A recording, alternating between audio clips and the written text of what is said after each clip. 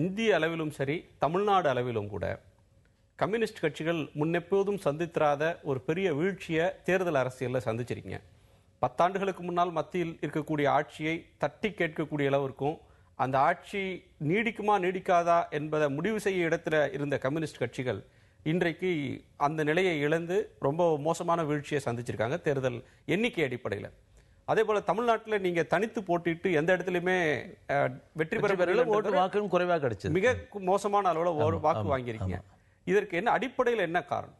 அதாவது அகில இந்திய அளவில் அல்லது தமிழ்நாட்டில் நடந்து முடிஞ்ச நாடாளுமன்ற தேர்தலில் எங்களுக்கு மிகப்பெரிய பின்னடைவு ஏற்பட்டு இருக்கிறது என்பதும், இதற்கு கட்சியினுடைய அரசியல் தலைமை குழு, மத்திய குழு, தமிழ்நாட்டில் மாநில செயற்குழு பொறுப்பேற்கிறது என்பது ஏற்கனவே நாங்கள் கட்சியின் சார்பாக சொல்லியிருக்கிறோம். இது பல்வேறு காரணங்கள். இப்போ கட்சியுடைய மத்திய குழு, மாநில குழு என்ன முடிவு பண்ணியிருக்குன்னா, கடந்த நீண்ட காலமாக மார்க்சிஸ்ட் கம்யூனிஸ்ட் கட்சி, இந்திய கம்யூனிஸ்ட் கட்சி, இடதுசாரிகளுடைய வாக்கு பலம் என்பது சரிவு ஏற்பட்டிருக்கு அப்படின்னு சொல்லும்பொழுது 3-4 அம்சத்தில், குறிப்பாக கடந்த காலத்தில் கட்சி கடைப்பிடித்த அரசியல் நடைமுறை கொள்கை இருக்குல்ல, அது சரிதானா? இந்த வாக்குபலம் குறைஞ்சதுக்கும் பலகீனமாக இருக்கிறதுக்கும் அது மறுபரிசீலனை செய்ய வேண்டும் என்பது கட்சி முடிவு பண்ணியிருக்கு. ஒன்று. இரண்டாவது, எந்த கட்சிகளை காட்டிலையும் எந்த கட்சியை விட மக்கள் பிரச்சனைகளில் மார்க்சிஸ்ட் கம்யூனிஸ்ட் கட்சி வலுவான இயக்கம் நடத்துகிறோம்.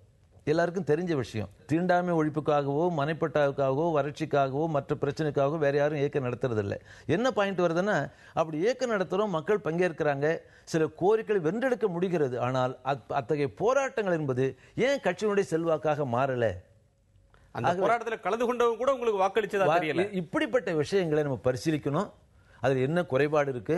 இந்த 23-24 ஆண்டு கால தாராளமய பொருளாதார கொள்கை மக்கள் மத்தியில், மக்களுடைய வருவாயில், ஒரு ஒட்டுமொத்த அந்த உழைப்பாளி மக்கள் மத்தியில் எத்தகைய தாக்கத்தை உருவாகி இருக்கிறது என்பதையெல்லாம் பரிசீலிக்கிறது முடிவு பண்ணியிருக்கிறோம். இதெல்லாம் பின்னடைவுக்கான காரணங்கள். ஆனால் ஒன்று மட்டும் என்ன சொல்கிறேன்னு சொன்னால், ஒரு கட்சியினுடைய தேவையை பற்றியோ எதிர்காலத்தை பற்றியோ தேர்தல் வெற்றி தோல்வி வச்சு முடிவு பண்ண முடியாது. அது உண்மையாக மக்கள் சந்திக்கக்கூடிய பிரச்சனைகளுக்கு ஒரு கட்சி, மார்க்சிஸ்ட் கம்யூனிஸ்ட் கட்சி, அது எத்தகைய தீர்வை சொல்லுகிறது, அந்த தீர்வின் அடிப்படையில் தான் அதனுடைய எதிர்காலம் என்பது தீர்மானிக்க முடியும். அது இந்த தீண்டாமை கொடுமை பல வடிவங்கள் நீடிக்குதில்லை. மார்க்சிஸ்ட் கம்யூனிஸ்ட் கட்சி சார்பாக தைரியமாக சொல்ல முடியும், இத்தகைய சமூக பிரச்சனைக்கு இடதுசாரிகளை தவிர சரியான தீர்வு யாருக்கிட்ட இல்லை.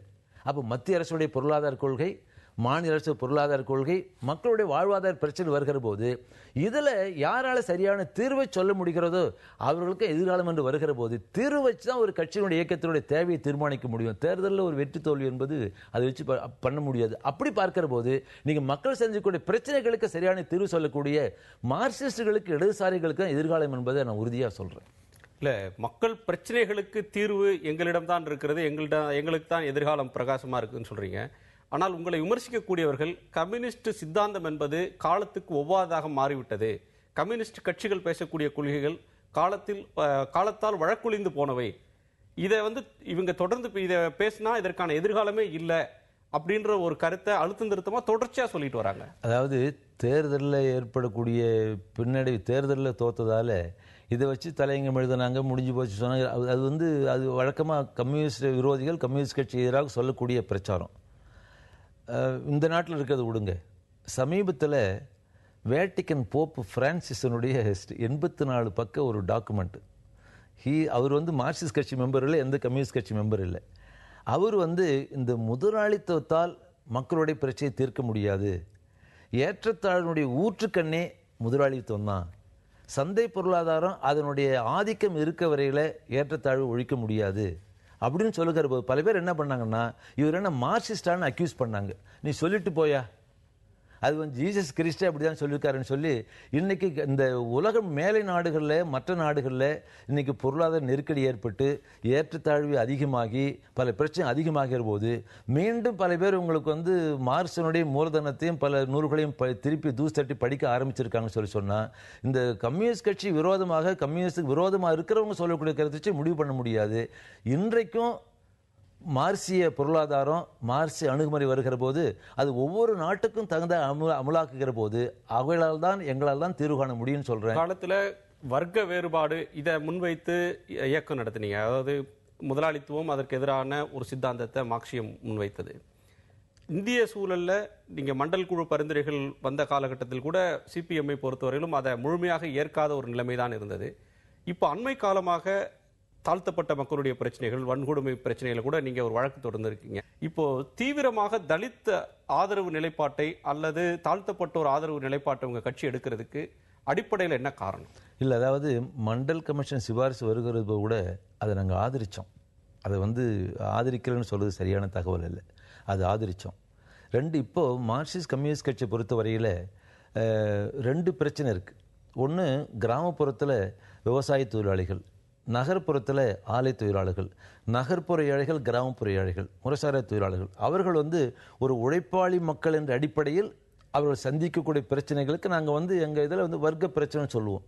அப்படிப்பட்ட உழைப்பாளி மக்கள், அவங்களுடைய கோரிக்கைகள், அவங்க பிரச்சனை, அந்த போராட்டம் தொடரும், நடக்கும், எதிர்காலத்தில் தொடர்ந்து நடக்கும். இன்னொரு புறத்தில் இந்தியாவில் இருக்கக்கூடிய பிரத்யேகமான நிலைமை என்பது கிராமப்புறத்து நகர்ப்புறத்தில் இந்த முதலாளிகளுக்கும் தொழிலாளிகளுக்கும் அல்லது முறைசாரா தொழிலாளர்கள், இப்படிப்பட்ட தொழிலாளர்களுக்கு இந்த பிரச்சனை மட்டும் இல்லாமல் ஒரு சமூக பிரச்சனை என்பது சாதியால் பிளவுபட்டுள்ள இந்த சமூகத்தில் சாதி பிரச்சனை இருக்கு. வேறு வகையில் சொல்லப்போனால் இந்த தீண்டாமை கொடுமையும் நில உடைமையும் பிணிஞ்சிருக்கிறப்ப இந்த 2 பிரச்சனையும் எடுக்க வேண்டும் என்பதுதான் மார்க்சிஸ்ட் கம்யூனிஸ்ட் கட்சியினுடைய முடிவு. இந்த 2 பிரச்சனைகளையும் சேர்த்து எடுக்கணும்ன்ற நிலையை கம்யூனிஸ்ட் கட்சி ஒரு 30-40 ஆண்டுகளுக்கு முன்னாடி எடுக்கல. அதாவது என்னன்னா, கீழத்தஞ்சையில் சொல்லப்போன தமிழ்நாட்டில் ஒன்றுபட்ட தஞ்சை மாவட்டத்தில், குறிப்பாக இன்னைக்கு திருவாரூர் நாகரிக கீழத்தஞ்சையில் எல்லாரும் ஏற்றுக்கொண்ட உண்மை யாரும் மறுக்க முடியாது. ஒப்பீட்டளவில் மற்ற பல மாவட்டங்களை விட தீண்டாமை கொடுமை ஒழிக்கப்பட்டது என்பது நாகை திருவாரூர் மாவட்டத்தில். அந்த சாணிப்பால சாட்டையடி அந்த கொடுமை ஒழிக்கப்பட்டதும் கம்யூனிஸ்ட் இயக்கம் தான். அதற்கு பிறகு அந்த கீழத்தஞ்சையில் எந்த அளவுக்கு தீண்டாமை கொடுமை எதிர்த்து, நிலப்பொறுத்து சுரண்டலை எதிர்த்து ஒரு வலுவான இயக்கம் நடந்ததோ, அத்தகைய இயக்கத்தை மற்ற மாவட்டங்களுக்கு அந்த அளவுக்கு கொண்டு போகவில்லை என்பது ஒரு விமர்சனபூர்வமான பிரச்சனை. ஆனால் அது கைவிட்டம் என்று சொல்ல முடியாது. அதனுடைய தொடர்ச்சியாக அந்த தீண்டாமை கொடுமை சமூக பிரச்சனையும் தொடர்ந்து எடுப்போம். அதே நேரத்தில் தொழிலாளர்கள், உழைப்பாளி மக்கள் வர்க்க பிரச்சனையும் எடுப்போம். இந்த வர்க்க போராட்டத்தையும் ஒரு தீண்டாமை கொடுமைக்கு எதிரான போராட்டத்தையும் 2ஐயும் சேர்த்து நடத்த வேண்டும் என்பதுதான் கம்யூனிஸ்ட் கட்சியினுடைய இது. சொல்லப்போனால் 1925 நீங்கள் கான்பூர் நடந்த அந்த கம்யூனிஸ்ட் அன்னைக்கு கம்யூனிஸ்ட் இயக்கத்தின் மாநாட்டுக்கு தலைமை தாங்கே சிங்காரவேலர் பேசினது அதுதான். ஒன்றுபட்ட கம்யூனிஸ்ட் கட்சியில் பிடி ரணிதேவி எழுதிய அந்த தீண்டாமை கொடுமை சமம் வருகிறதாகவே கம்யூனிஸ்ட் கட்சி கொள்கையே சமூக பிரச்சனை எடுக்கணும், வர்க்க பிரச்சனை எடுக்கணும். இது 2ஐயும் சேர்ந்து எடுக்கிற மூலம் தான் நம்ம இந்தியாவில் 2 பிரச்சனை முக்கியமானது. ஒன்று பெருசு ஒன்று சிறுசல்ல, சேர்ந்து எடுக்க வேண்டும் கட்சியினுடைய கருத்து. கீழத்தஞ்சை போல மற்ற மாவட்டங்கள் உங்களுக்கு அதே வீச்சில் மற்ற மாவட்டங்கள் எடுக்க முடியவில்லை என்பது பரிசீலிக்கக்கூடிய விஷயம். நீங்க ஆட்சியில் இருந்த மாநிலத்தில் கூட அப்படி ஒரு அணுகுமுறையை கடைபிடிச்சிக்கலான்றது ஒரு கேள்வி. இல்லை, ஆட்சியில் இருந்த மாநிலங்கள் நல்லா கேட்டீங்க. அதாவது நீங்கள் கேரளா, பெங்கால்லாம் நீங்கள் சாதிகள் இருக்கலாம், இப்படிப்பட்ட சாதி கொடுமை என்பது கிடையாது, அந்த பிரச்சனையே இல்லை. அதெல்லாம் உங்களுக்கு அந்த 30களில் 40கள் 50லேயே உங்களுக்கு செட்டில் ஆன விஷயம். எங்கேயுமே நீங்கள் இப்போது கேரளாவில் இஎம்எஸ் நம்பூதிரிபாட் ஒரு கல்லூரி மாணவராக இருந்தபோது அப்போவே மாணவர்களாம் கூட்டி வச்சு பூணூலை அறுத்து கொளுத்துனதும் ஜிண்டை வெட்டினதும் அவர் கல்லூரி மாணவராக இருந்து நடந்தது. ஏகே கோபாலன் தலைமையில் ஆலை பிரவேசம் நடந்திருக்கு. ஆகவே கேரளாவில் ஒரு கம்யூனிஸ்ட் இயக்கம் என்பது மிகப்பெரிய இயக்கம் என்றதால மக்கள் மத்தியிலையும் அப்படிப்பட்ட உணர்வை உருவாக்க முடிஞ்சது. பெங்காலில் ராஜாராம் மோகன் ராய் காலத்தில் இந்தியாவிலே சமூக சீர்திருத்த இயக்கம் என்பது ராஜாராம் மோகன் ராய் காலத்தில் ஆரம்பித்ததால மேற்கு வங்கத்திலேயும் உங்களுக்கு அந்த பிரச்சனை கிடையாது. ஆனால் இங்கே ஒரு திராவிட இயக்கம் வலுவான இயக்கமாக இருக்கிற போது இந்த திராவிட வலுவான இயக்கமாக இருக்கக்கூடிய அவர்கள் மக்கள் மத்தியில் சமூக சீர்திருத்த இயக்கத்துக்காக முயற்சி எடுக்கிறது மட்டும் இல்லை, கட்சிக்குள்ளேயும் அப்படிப்பட்ட ஒரு சீர்திருத்த பார்வை இல்லாததான் தமிழ்நாட்டில் பெரியாருக்கு பிறகு இந்த கொடுமை தொடர்றதுக்கு முக்கியமான காரணம் திராவிட இயக்கம் அது பிரச்சனை எடுக்காதது தான். நரேந்திர மோடியை தேசிய அளவில் எதிர்த்தீங்க, ஆனால் நரேந்திர மோடியும் அகில இந்திய அளவில் பெரும் செல்வாக்கை பெற்றவரா வெற்றி பெற்றிருக்கிறார். அப்போ இது உங்களுடைய அணுகுமுறைக்கும் உங்களுடைய நீங்க பேசக்கூடிய கொள்கைகளுக்கும் மக்கள் மத்தியில் செல்வாக்கு இல்லை அப்படின்றதனுடைய வெளிப்பாடுன்னு சொல்லலாமா?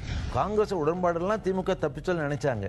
ஆனால் 9 வருஷம் காங்கிரஸோட சேர்ந்து இருந்ததால திமுக கடுமையான அடி வாங்கிச்சு.